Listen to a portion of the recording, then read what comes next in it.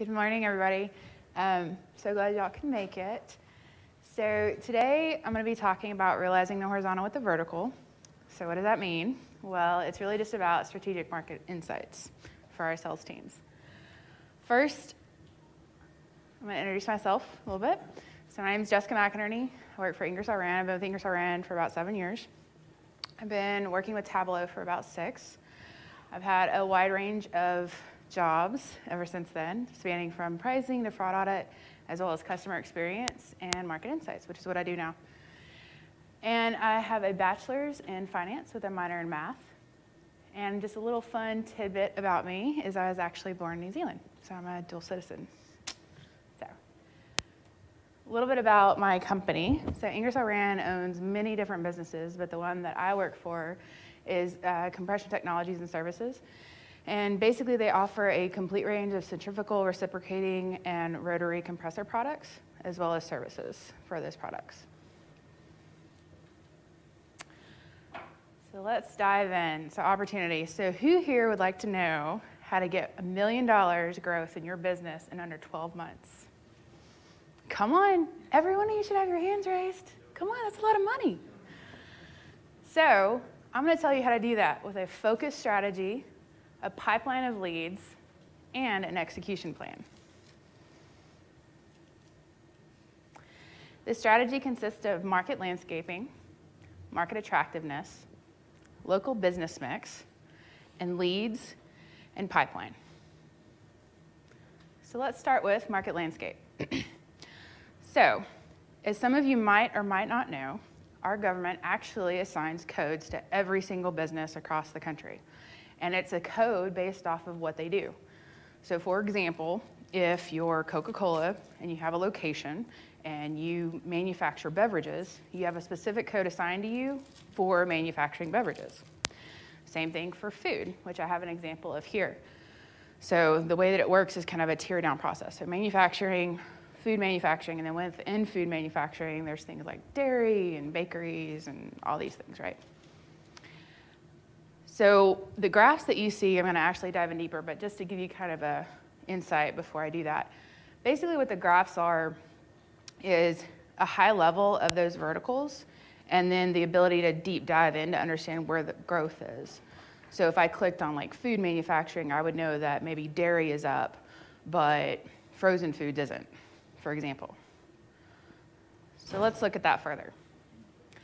So the upper left graph that you see here, along the y-axis is your 3-year CAGR. Along the x-axis is the industry revenue. And this particular graph is set up at what I call the second level tier. So what that means is we clicked on manufacturing already, and now all of the circles that you see are the sub-verticals of that manufacturing. So in this would sit like chemical, food, electronics, all different kinds of things. So what I've highlighted for an example is chemical manufacturing. So as you can see, chemical manufacturing looks very appealing based off of the growth and the industry revenue. And then if I click on chemical manufacturing, I'm then shown the second graph at the bottom, same y and x axis. And these are all the sub-verticals that sit within chemical manufacturing. The one that's highlighted here is oxygen and hydrogen. So you can tell the same thing, the growth and all of that. The one thing that's also highlighted here is capital intensity. So let me explain that for a second. So the reason why that's important to us is because we are more of a B2B business. So we want to keep an eye on other businesses and how much expenditure they have to invest. The capital expenditure intensity actually tells us that, tells us how much they're willing to invest, where they're at in their life cycle. So if it's really high, it means that they're ready to invest. If it's really low, it means that they're maybe in a lull and they're not quite there yet. So companies do this all the time, right? Up and down. So why is that important what I do with that information? Well, then I graph it and I say, okay, I know it's growing. Where is it growing? Where is it concentrated at? So now I can tell by the colors on the map where it's the most concentrated. So the darker the blue, the higher the concentration. The darker the brown, the lower the concentration. As you can see on the bottom, I've highlighted the top 4 states that have this growth, one of which is Texas. So you can see Texas has an extremely high concentration, a great revenue, great growth. So there looks to be a really good opportunity here. So what we would do at this point is we would tell our salespeople this, and then we would drive leads for them. So we would attach leads to them out of this analysis. Another way to go about this is just focusing on the state itself. So I picked Kansas. And basically what this does is it just tells every little circle is like an industry. And so you can immediately see what top industries bubble to the top based off of the concentration and based off of the growth. So let me show you this live.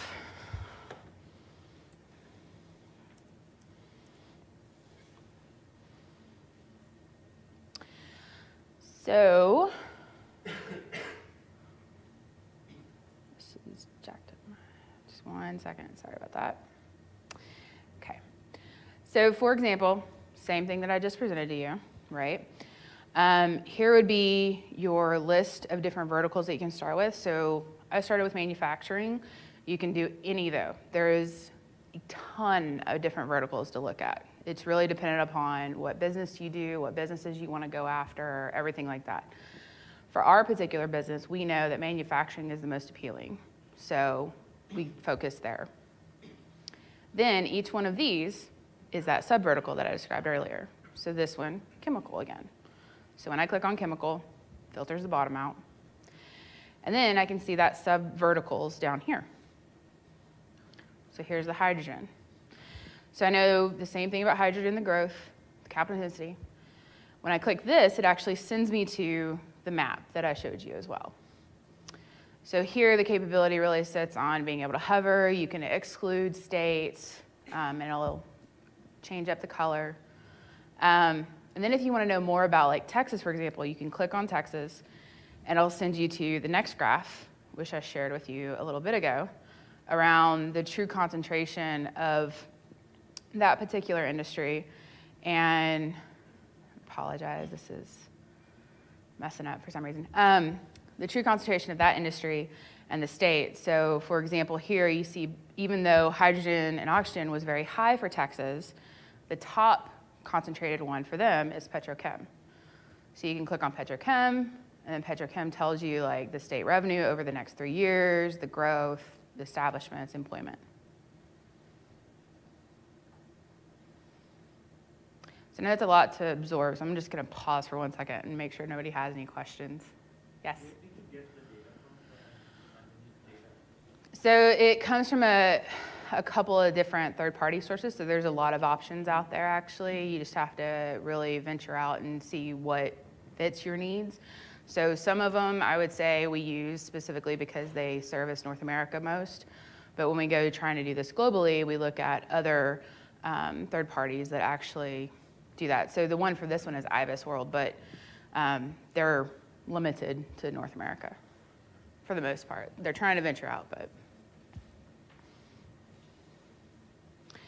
Okay, so go back.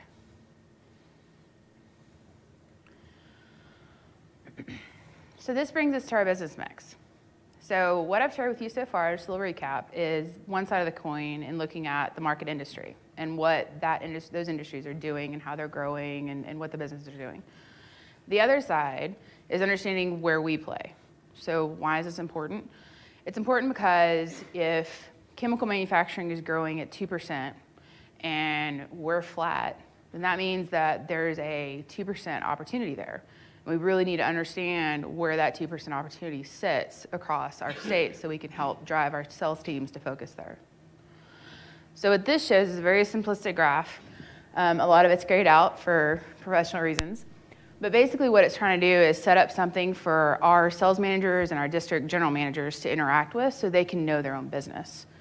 So they can come in here and they can click on like the big piece of the pie that's manufacturing. Or they can click on one of the other ones. It's like any of the other high-level verticals. Along the bottom is their top 10 accounts for the last 3 years. So they can see what those accounts have been doing through time. So if they've drifted, whatever's happened to them. If they click on manufacturing, it sends them into the second level. So again, you see chemical. So now we know what our business mix looks like for chemical, where we're growing. So in this particular instance, chemical is actually, we're going down. So if chemical is going up for this location, I would tell them, hey, there's a great opportunity here.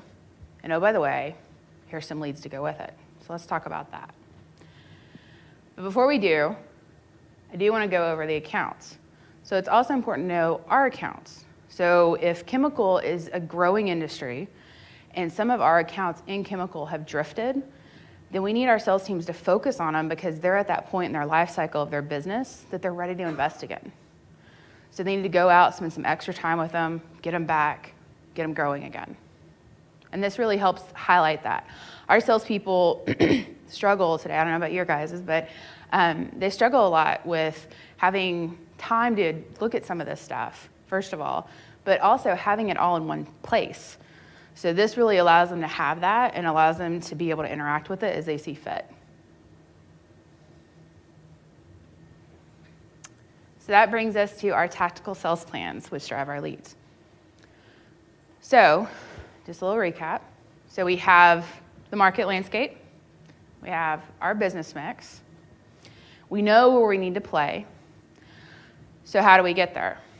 We have a feature in Salesforce. So we use Salesforce for all of our SMX programs. And through Salesforce, there's a feature called Datacom that they offer. And what Datacom is it's a list of accounts, basically. And what you can do is you can take the code that I mentioned earlier, you can put it into Datacom, you can filter by the state, the city, even the zip, and then search, and it'll give you a list of accounts for that specific search. So I could tell you exactly how many accounts sit in zip code 12345 and assign that to whoever covers that zip. The other thing that happens here is you can filter by revenue. So if you know that your business really plays with customers who generate more than $1 million revenue a year, you can filter it here. You can also filter it by employees. So if you know they have like at least 50 employees, if that's what you're targeting, you can do that as well. And then what happens is our district general manager will come in, we'll give him the list, we'll help him get there, and then he'll assign each one of these accounts into Salesforce and assign them as a lead to each of his sales engineers. So that in turn feeds our pipeline. This is just an example of a dashboard that we have in Salesforce. Again, grayed out, blurred out, I guess I should say.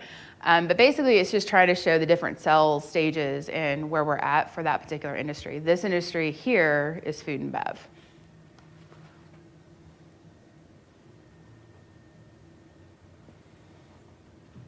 So results. So back to that $1 million, right?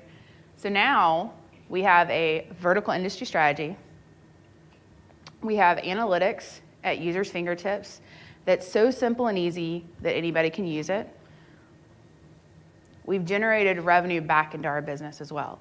So in the first 6 months of doing this, we had $1 million in pipeline come through with a 45% win rate. So what does that mean? About $450,000 came in from that. In 12 months, we had over $1 million. And we're still growing this. The other thing that comes out of this insight-wise is around marketing funds. So with the mapping that I showed you earlier, if we decide that we want to have promos and marketing funds dedicated to a specific part of food and bev, like if it's beer, for example, we know specifically where that growth occurs across the US and where we need to spend money to market any promos or campaigns that we may have. So now we have a higher return on our investment of time and money.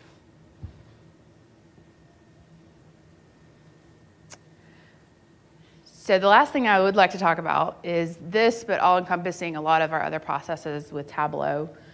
So I took a look at 2 of our functional teams in Ingersoll Rand and did an analysis on their use cases and what that meant. So as you can see here, we had a 93% productivity increase for use cases like the one you just saw. We also had capability enhancements that fostered processes improvements across 10 value streams.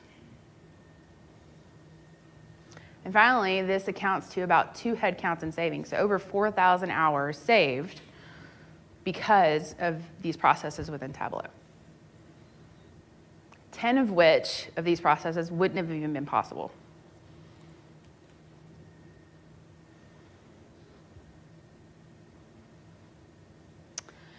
Finally, I would ask that you do take the survey on your app. Let me know what you think. I'd love to hear your feedback. And then lastly, let's talk about questions.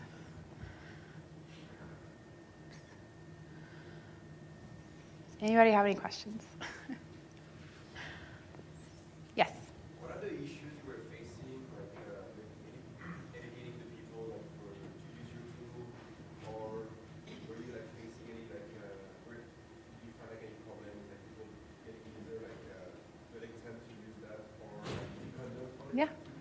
Yep. So that's a great question. So basically he was asking how did we basically do a culture change? How did we get them to adopt, right? So how we got them to adopt. So I spent a lot of time at the very beginning of this going on site and doing a lot of face-to-face with our district general managers and our sales managers, as well as our sales engineers, and just trying to educate them on what this meant for them, why it was important for them, and then to get them comfortable with interacting with the tool. They came along really nicely, one, because it hits their bottom line, right? So they immediately start to see growth in their own accounts and things like that, which they love, obviously. But two, we've also tried to build a culture in our business where, like that thing I mentioned earlier around salespeople having to go to multiple places to get things and not having time to do that, we put all of their stuff in Tableau. So they have this in there, they have their commissions in there, they have their financial scorecards, they have pricing, everything that they want to interact with is in Tableau, and they love it. So they just keep growing. Now, with that said, what I'll tell you is we do have an acknowledgement that there's like a 30-40-30 rule. So you have 30% of people who, they're gonna love it, they're gonna deep dive into it. You might have to pull them back a little bit even. And then you're gonna have 40% who come along because they get it, and they're like, okay, this is cool, we get it, let's do it. And then you're gonna have 30% that they're just never gonna come along. They'll do it because they have to maybe, but that's okay. And you can bring them along as much as they're willing to come, but it's okay if they never do because that's just who they are. So you try to help them as much as possible. Yes? We did the same thing, but our kind of problem and maybe the solution at the same time is this. We were forced to put everything in Salesforce. So our strategy is our sales reps go right into Salesforce. Mm-hmm. So he's, software like Sparkler, Window and stuff like that. Mm-hmm. Very, very challenging with some dashboards that Yeah. require a lot of energy. Yep. So you have them go directly into like your server. Yeah, we do. We do. But I will tell you, like, our next step is putting it into Salesforce. Oh, okay. Because we have the same thought. The things that I've been told about that, though, and what you mentioned, is that you have to pay attention to a couple things. So one, how you build the dashboard. So not just the dashboard, I guess, per se, but also the data behind it. So that's super important in any capacity. The other thing is, from my understanding, there's certain things that you can do with your server that's feeding into it, which is what we plan to do, that you can help speed that up. And then if you invest in more cores, obviously, it'll speed up the process. So I think they have like a certain recommendation of how many users can interface with it per core for the Salesforce instances that they have. So yeah, I would just look at that. But that is our next step. I mean, because to that point, we want them to be able to see all of this in Salesforce, because if we want them to engage in Salesforce 100%, that gets them there, right? For the exact reason that I just described with Tableau. Yeah. So, yes? Are you planning to embed the Tableau dashboards into Salesforce, or is it more? Not these particularly, I would say, because they're a little too complicated for that. What I would do is I would narrow it back and simplify. So we're working on some, they almost look like bands of dashboards. Like they're smaller and more simplified for them to interact with. And it would be more for them to like just see like a running total, or to be able to see like if they click on an account, they'd be able to see like what the vertical looks like and things like that. So we would want to feed the third-party data back into Salesforce to provide that to them, along with the financials for that account. So you would embed those or those actual Tableau Yeah. assets that are in Salesforce, or you would just take what you're getting out of Tableau and translate it, put it into like the Salesforce charts? No. So we would actually embed Tableau into Salesforce. Yeah, they have like a ribbon that you can embed into it. So I think one of our other business units has already started doing this. What we've had requested for some of the reasons that I just explained is to do it in waves. So onboard certain locations at a time to understand the impact to our server. Because if you do it all at once, it'll slow way down and it'll crash and it causes other problems. So that would be the goal. Any other questions? Okay. Well, thank you guys for coming. I really appreciate it.